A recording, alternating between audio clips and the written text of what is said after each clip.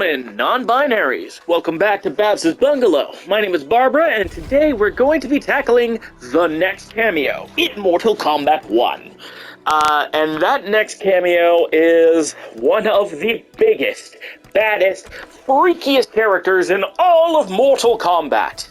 A character who has not been playable in any capacity in his original form since 1996 with Mortal Kombat Trilogy's console releases. Who am I talking about? Well, it's very simple, and it's very, very terrifying. We are talking about Motaro, the cyborg centaur. This guy, when I heard that this guy was coming back, I was super happy because finally we have a non-humanoid fighter in this game. And it's been far too long. And they found a way to make it work with the Kameo system, so it's a win-win-win all around. But what does Motaro bring to the table, and why is he widely considered one of the best supporting cameos in the game, despite his enormous size? Well, let's take a look. First and foremost, however, he does immediately have a weakness, and that equipping him reduces your health pool by 50 points. Now, that immediately might raise some red flags, but don't worry. This big guy more than makes up for it. So, let's take a look. Shang Tsung's laboratory. Motaro specializes in saying "fuck you" to zoners effectively. He really does. He is really helpful for those characters that really don't want to deal with projectiles. First order of business, his base cameo is an ambush teleport that like Kung Lao, will catch you and move you. However, you can jump. While you can't jump forwards and teleport, if you time it right, you can definitely jump upwards or backwards and then teleport. This teleport is of course full screen and importantly fast, because unlike Kung Lao, who when he grabs you and teleports you, he puts you in the air, Motaro puts you on the ground. So he'll teleport you right to where you need to be. And as you can see, I'm holding up. I can recover pretty fast off of this teleport. What's more, this teleport costs half a bar of Kameo and regenerates at an average rate. So this teleport is almost always on the go. Next, we have his back Kameo, which is the reflect. This nullifies or reflects most projectiles. If you just tap it normally, you get it as normal and you get a average recovery rate. However, you can hold and delay it and move forward with it, allowing you to close the distance should you need to and punish opponents for trying to zone you out, which is great for characters that might not have the greatest projectiles in the world. And of course, you can stop early when you're close enough to sneak in an extra attack. Yeah, it of course takes a little bit longer, but if you time it right, he doesn't have to. He can walk a short distance before it begins to drain, allowing, say, Reiko to move in and do what he needs to do. Forwarding Kameo is his first attack, a low projectile that hits at about start of the match range. So this is a very quick get off me sort of projectile that trips you up, and of course enforces a mix-up, because you might get clobbered with an overhead or get clobbered with a low. And importantly, and it is a summon Kameo, like the start of the reflect, but you can move as soon as the reflect is ready to go. But the big one yet is the turret shot, downing Kameo. This requires all of your Kameo meter. But as you can see, he fires 3 blasts at the opponent. It has average recovery, but it does cost all your Kameo. What's important about this is because of how long Motaro is out, you can actually enforce pressure and knock opponents into the fireballs in order to get combos. I'm not that great with getting these combos going yet, but when you learn these routes, Motaro can assist you with combos and assist you in the zoning game by just throwing 3 projectiles. One other big thing about Motaro, pun not intended, is his size. He is huge, not just in height, but just in how much real estate he takes up. If you see, when he stops here, you can see he's practically big enough to hit both Reiko and Shao at the same time, meaning that when you hit Motaro, yeah, it's going to damage you, but he's the biggest meat shield you could ask for. So the opponent might want to try something, but if you can call out Motaro, and Motaro takes the hit for you, easy to do considering just how much real estate he takes up, well, all of a sudden, the opponent isn't hitting you, allowing you to make the punish, which is a big deal. Because, again, with Motaro on screen, especially with this, he's on screen for a while, so as a zoner, you can use this opportunity to back up and then enforce your zoning game while Motaro becomes this huge wall of meat that stands in your way. But Motaro has one more unique utility. When you have Fatal Blow active, your Fatal Blow will activate however you wish. Reiko, for instance, has a short-range grab, right? But if you press Kameo during the cinematic, if you hold R1, what's the input? I know this works. Oh, right.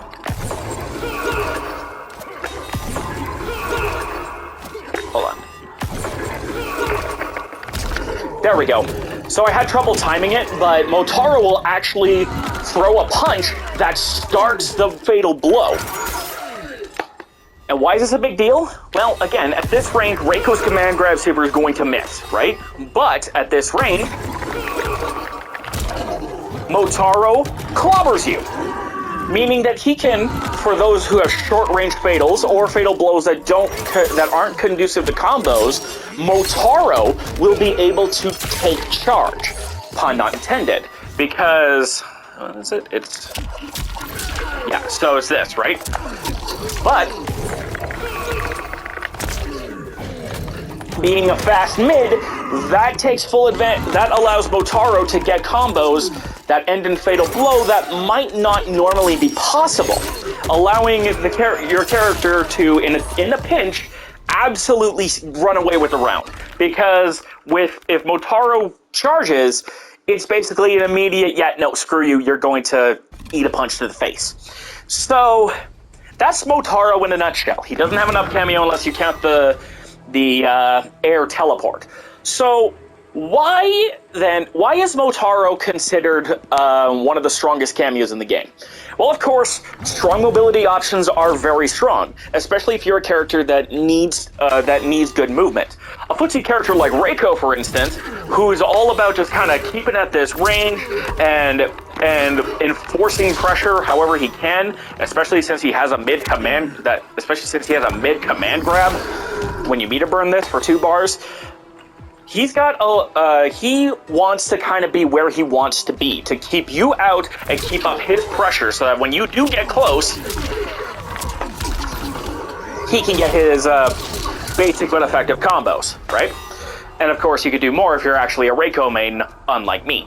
But with Motaro on the field, not only do you get a teleport that puts you at just the right range for some of your farther-reaching buttons, including your launcher, but you also gain the ability to try and avoid projectiles too. Characters with really strong projectiles that keep Reiko out and force him to stick to his shuriken. That can be a problem, especially since he's not able to use his best tools at that range and is forced to throw high projectiles. Or mids if he has the bar. But if he doesn't, you can just crouch and counter zone. Well, unless you want to deal with a big centaur that can teleport. And of course, in the zoning war, having a big turret is going to be a big help if you're willing to be annoying.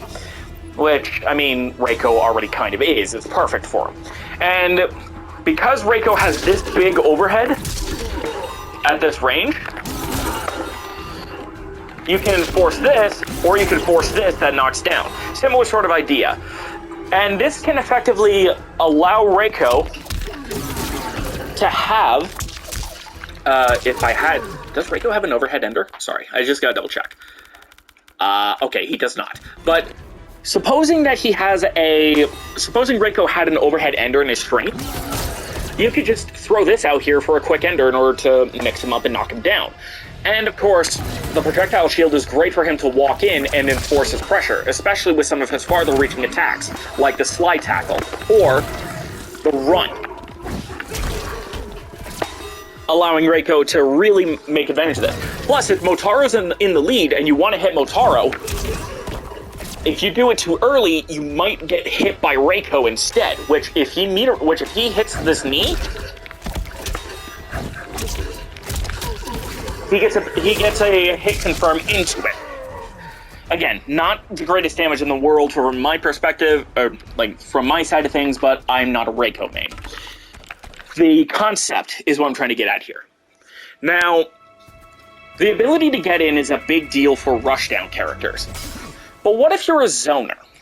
What if you're a character that wants the opponent to stay as far away as possible while you throw your projectiles and try to make sure that they don't get too close? Like, say... Rain, General Shadow, Motaro, Goro, Temple of Katavala. Rain, of course, also benefits from having a teleport as well. But unlike Reiko, he actually has his own sort of teleport system, wherein if he sets up these gates... I can never figure out how this works. There we go. Yeah, so if he sets up these water portals, right? And he gets in... He can do that, or he can just say, nah, I'm good. But here's the thing, right?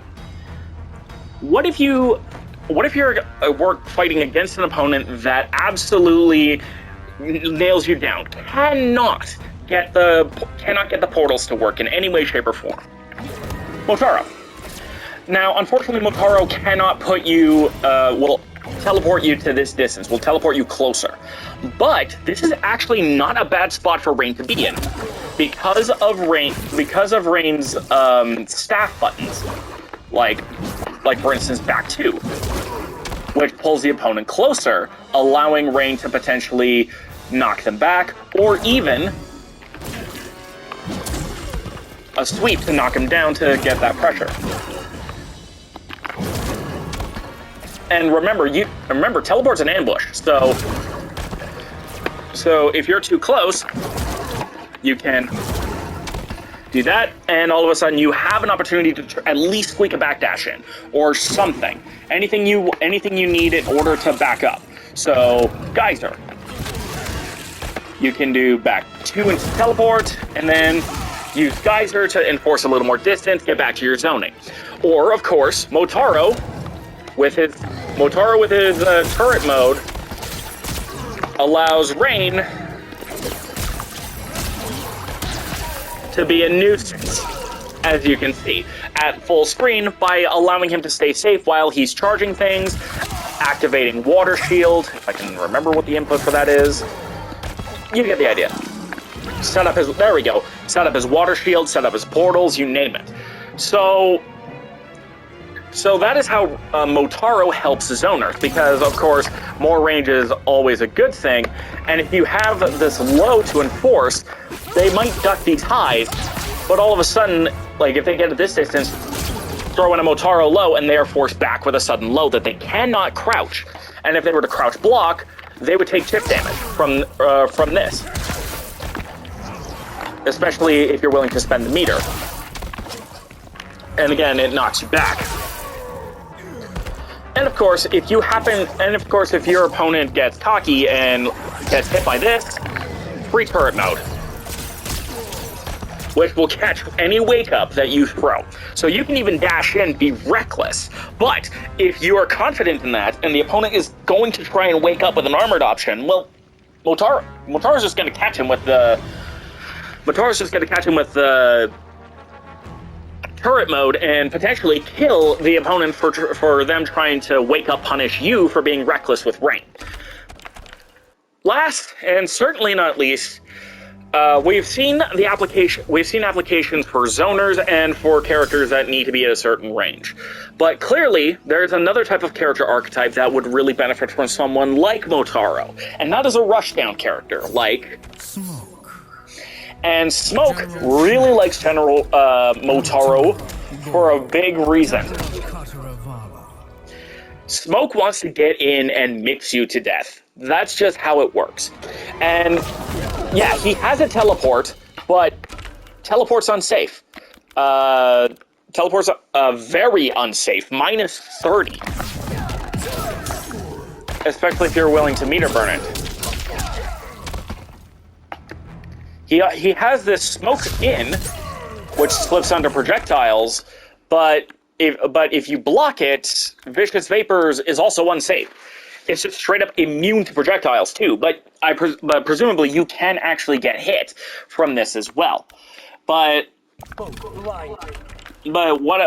else? Well, then what else can you do? Smoke doesn't have a traditional projectile. The closest he has is this teleport. It's his teleport and smoke bomb. There we go. Which is a pretty quick overhead, especially if they get in on you. But remember, all of those key specials are unsafe. So what do you do to get in against an opponent that knows what they're doing and says, hey, I'm not letting smoke get in? Teleport. And of course, you can always double teleport. And because it's an ambush, if you go for it, and let's say General Shao is blocking, right? Not breaker mode. Auto. No, here we go. All. So let's say you fuck up and teleport. Well, the opponent might try to punish you. But notice that Motaro was able to catch him.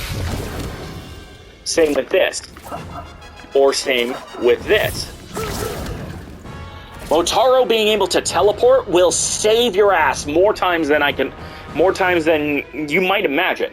So, Motaro being able to effectively say, oh crap, you did something unsafe by mistake, let me teleport so that you can try and mess with the opponent that way. That is going to keep unprepared opponents on their toes, as if trying to block smoke wasn't already terrifying enough. So you can probably imagine how annoying it must be for a Smoke Motaro pair-up. And maybe this will give you ideas. But bear in mind that with Motaro, he does have some weaknesses, and we'll go over them in the final overview. Which is to say that, well, his weaknesses are pretty plainly evident when you actually look at him. Yet, him being a meat shield means that your character doesn't get hit for combos. But being so big means that he's more likely to get hit, which means that in situations where both you and your Kameo could get hit, meaning more damage in your combos, Motaro suffers from that more than most, given his enormous size. And what's more, because he reduces your health, it helps balance out his otherwise, frankly, crazy utility that he packs. I mentioned this in the Serena video last time, but while Serena is more offensive utility, Motaro is more defensive or supportive, in that he has great projectile game to help cover your entrance, for instance, with the turret mode. He can save you from an accidental unsafe button press with teleport, similar to Kung Lao.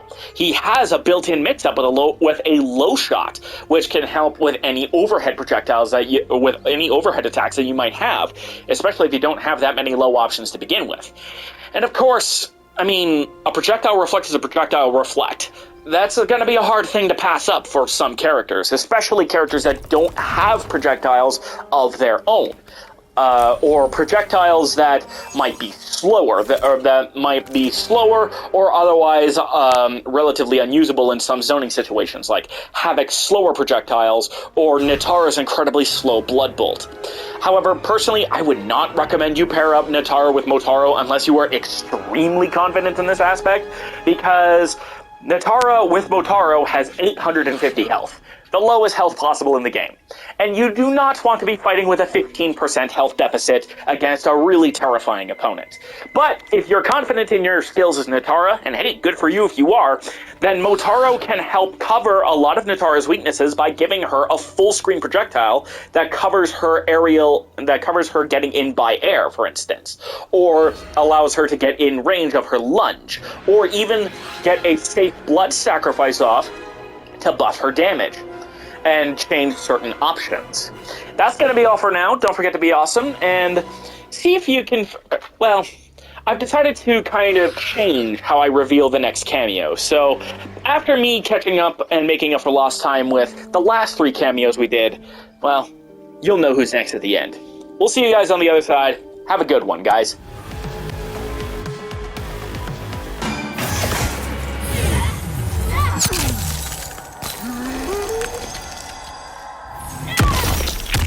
Fatality. Geras wins. Finish him.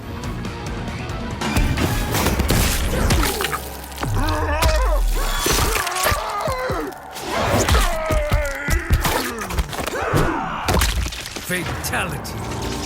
Raiden wins. Flawless victory. Finish him.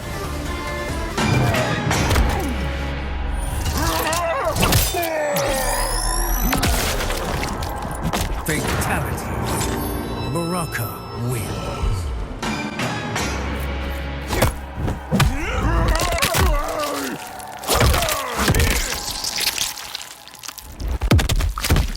Fatality. Havoc wins. Flawless.